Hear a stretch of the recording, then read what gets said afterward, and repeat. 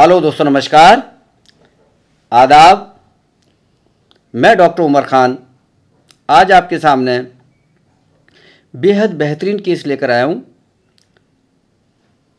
ये क्या केस है, इसका कैसे ट्रीटमेंट किया गया है, ये सारी चीज़ें मेरे द्वारा आपको बताई जाएंगी। उससे पहले मेरी आपसे रिक्वेस्ट है कि मेरे इस चैनल को आप सब्सक्राइब करें, लाइक और शेयर करें। ये एक केस है, शॉक का केस है। एनाफाइलेटिक शॉक भी कह सकते हैं इसको, और इसको बेहोशी भी कह सकते हैं, और इसको सीजर भी कह सकते हैं। सीजर मतलब दौरा पड़ गया, ऐसा भी कह सकते हैं। ये मुंह से इसका सलाइवेशन आ रहा है, पानी आ रहा है, लगभग मृत अवस्था में ये लेटी हुई है, तो शॉक में है ये। बहुत लोग कहते हैं सर आप ट्रीटमेंट नहीं बताते, तो आज हम इसका ट्रीटमेंट भी आपको बताने जा रहे हैं। ये हम इसकी टंग निकाल कर देख रहे हैं। और ये क्यों देख रहे हैं? अगर कोई पशु शॉक में है और जवान को टंग को निकाल के खींचते हैं और वो खींच के अपनी तरफ ले जाता है, तो समझ लो ये बचने वाला है। अगर वो टंग को अपनी साइड में नहीं खींच रहा है, तो समझ लो ये मरने वाला है। इसका मतलब अभी इसमें दम है, इंटरनली दम है। अब हम इसकी म्यूकस मेम्ब्रेन दे रहे हैं, कंजेशन नहीं हुआ है, म्यूकस मेम्ब्रेन भी नॉर्मल है।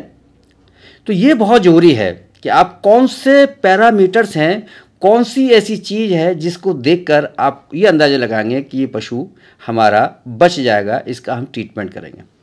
टेम्परेचर सब नॉर्मल है, मुंह से सलाइवेशन दिखाई दे रहा है आपको, और ये इस तरीके से पूरी लेटी हुई है। और ये अजीब और गरीब केस होते हैं, बहुत मुश्किल से ठीक होते हैं। मेरी पूरी टीम इसमें कांपने लगी थी, थर थर कांपने लगी थी कि आखिर इसका कैसे इलाज किया जाए, क्या होगा इसका।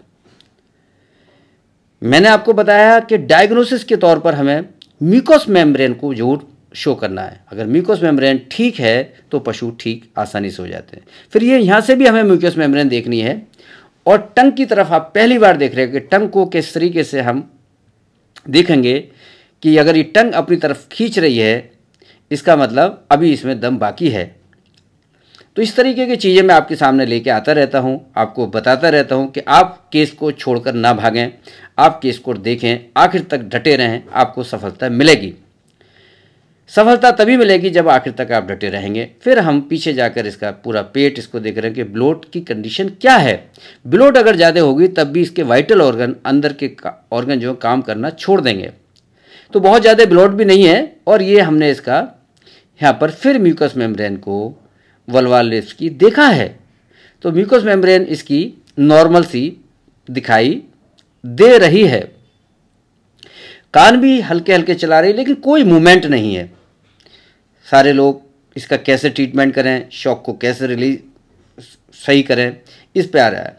ये खड़े होने, फिर इसका जब हमने ट्रीटमेंट किया है, ट्रीटमेंट करने के बाद ये खड़ी भी होगी। और क्या ट्रीटमेंट किया गया था, पहले आप इसको देखिए।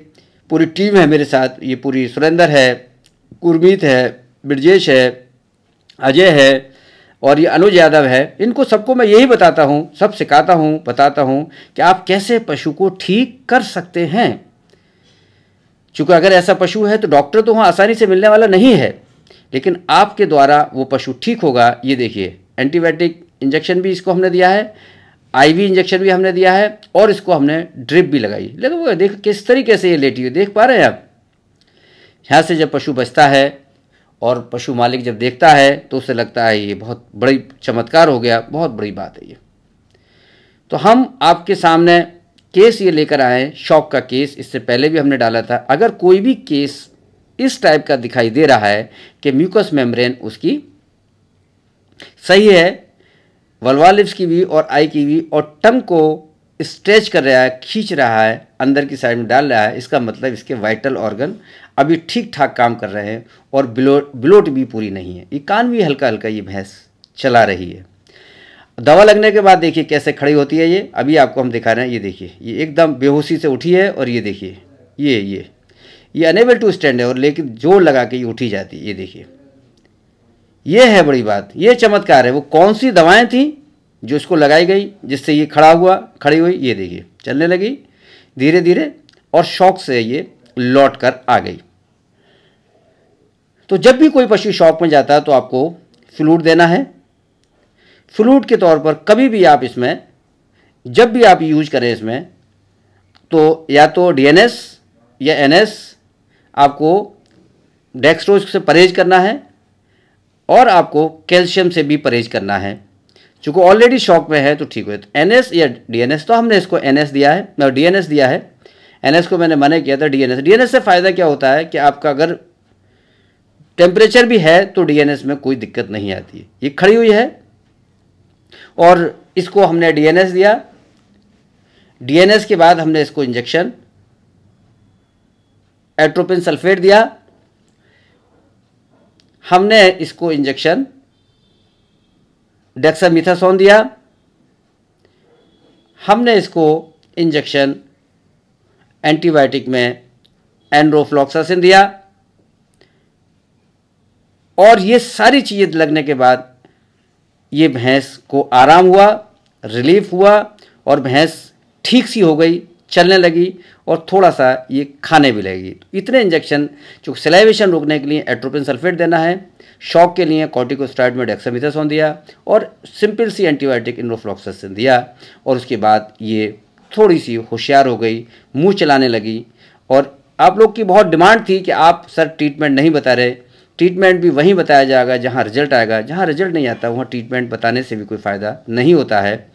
ये देखिए बिल्कुल ठीक हुई। तो यहाँ पर हमने पूरा ट्रीटमेंट आपको बताया है और ट्रीटमेंट बताते रहेंगे। देखिए तुरंत ये खाने लगेगी और एक मरती हुई भैंस को, जाती हुई भैंस को बचा लिया गया है। आप देखिएगा, एक से एक चीज़ों को देखते रहिएगा। इस मेरे चैनल को आप सब्सक्राइब करते रहिएगा, शेयर करते रहिएगा और लोगों को बताते रहिएगा। और इसका जो ट्रीटमेंट का तरीका है वो आप देखते रहिएगा। पशु मालिक अपना खुद इलाज कर रहे हैं। बड़ा अच्छा लगता है जब कहते हैं कि सर हमने आपकी वीडियो देख के अपने पशु को बचा लिया।